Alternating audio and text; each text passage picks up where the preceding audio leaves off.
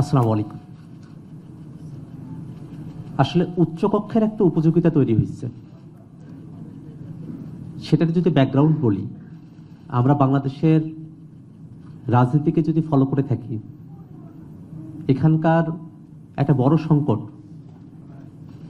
দলীয়ভাবে 2/3 মেজরিটির বলে সংবিধান সংশোধন করতে পারার ক্ষমতা। এটা আমাদেরকে অনেক ভুগিয়েছে। আমাদের এমন অনেকগুলো সংশোধনী হয়েছে যেই সংশোধনীগুলো শুধুমাত্র একটা দলের আদর্শ চিন্তা এবং একটা দলের কর্মসূচি পরিকল্পনাকে মাথায় রেখে এটা করা হয়েছে, কিন্তু সংবিধান তো সেই জিনিস নয়। সংবিধান এমন কিছু মূলনীতির সমষ্টি যেখানে মোটা দাগে পিপলস উইল তার একটা রিফ্লেকশন থাকবে। কিন্তু যখন আমরা দেখি যে এই সংবিধানকে যারা 2/3 মেজরিটি পেলেন তারা তাদের মতো করে পরিবর্তন করতে পারেন, সেটা আমাদের এখানে একটা সংকট তৈরি করে। এই সংকট যেমন তৈরি করেছে বিচারপতিদের বয়স বৃদ্ধি করার সংশোধনীর মধ্য দিয়ে, যেটা আসলে আমাদেরকে 1-11-র মতো একটা পরিস্থিতিতে ঠেলে দিয়েছে। এই সংকট পরবর্তীতে যখন ৫৫ সংশোধনী হলো, তত্ত্বাবধায়ক সরকার ব্যবস্থা বাতিল করা হলো। খেয়াল করে দেখেন, তত্ত্বাবধায়ক সরকার ব্যবস্থা যখন নিয়ে আসা হলো, তখন কিন্তু বাংলাদেশের তখনকার সময়ের বিদ্যমান যে রাজনৈতিক দলগুলো আছে সকলের মধ্যে একটা মতৈক্যের মধ্য দিয়ে এটা নিয়ে আসা হলো। বিএনপি, আওয়ামী লীগ, জামাত, বামপন্থী সংগঠন সবার একটা মতামত ছিল। কিন্তু যখন বাতিল করা হলো, তখন শুধুমাত্র আওয়ামী লীগের ইচ্ছাতেই এটাকে বাতিল করা সম্ভব হলো। তার পেছনে অন্যতম বড় কারণ, আওয়ামী লীগ 8-এর নির্বাচনের মধ্য দিয়ে তারা 2/3 মেজরিটি পেয়ে গেছে।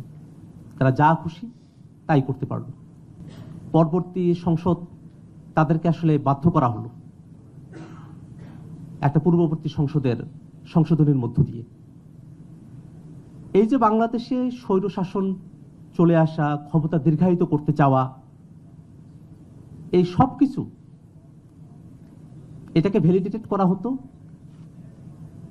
সাংবিধানিক একটা সংশোধনী প্রক্রিয়ার মধ্য দিয়ে। সেই জায়গাটাতে কিভাবে একটা চেক অ্যান্ড ব্যালেন্সের জায়গা তৈরি করা যায়, তারই একটা স্বরূপ আমরা উচ্চকক্ষে পাবো। মূল কথা হলো, আমরা উচ্চকক্ষের যত উপযোগিতা নিয়ে আলাপ করব, এই সব উপযোগিতা একটা শর্তের উপরে নির্ভরশীল। সেটা হলো উচ্চকক্ষ ভোটের পিআর অনুপাতে প্রতিনিধিত্ব হবে। যদি এই পিআর পদ্ধতিতে প্রতিনিধিত্বের বিষয়টা না থাকে, তাহলে আর এই উপযোগিতার বিষয়গুলো নিয়ে আলাপ করবার আর কোনো প্রাসঙ্গিকতাই থাকে না।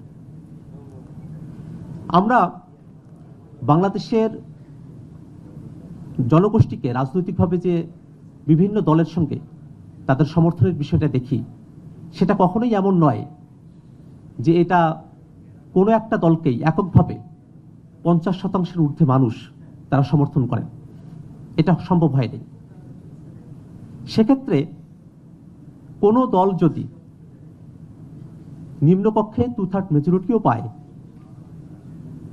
তাহলে সংবিধানে পরিবর্তন নিয়ে আসতে হলে উচ্চকক্ষে যেহেতু তার সিম্পল মেজরিটিও ইভেন থাকে না, অন্য যে দলগুলো আছে আদত বিরোধী দল, তাদের উপরে তাদেরকে নির্ভরশীল হতে হয়।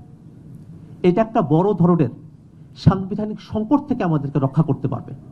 হতে পারে যে উচ্চকক্ষ নিম্নকক্ষের কোনো একটা আইন সেটাকে চূড়ান্তভাবে আটকিয়ে রাখতে পারবে না, কিন্তু তারপরেও এটা জনপরিসরে একটা চাপ তৈরি করতে পারত, এবং এই চাপকে মোকাবেলা করে যারা ক্ষমতাসীন আছেন নিম্নকক্ষের মেজরিটির ভিত্তিতে, তাদের ক্ষমতা পরিচালনা করা অতটা স্মুথ হতো না, তাদের এতটা অথরিটেরিয়ান হয়ে যাওয়ার সুযোগ হতো না।